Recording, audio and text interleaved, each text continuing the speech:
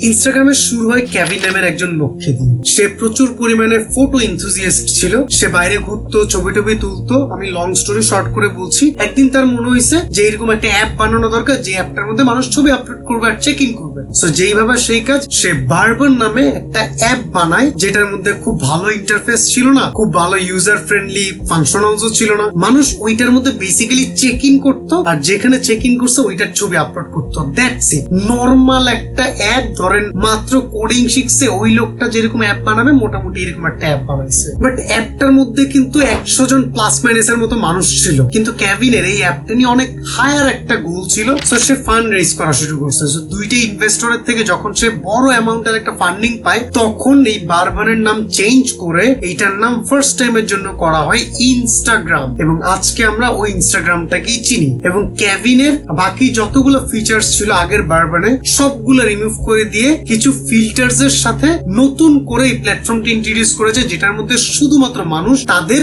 লাইফের আপডেটস গুলো ছবি আকারে দিতে পারবে। And that was the main purpose of Instagram.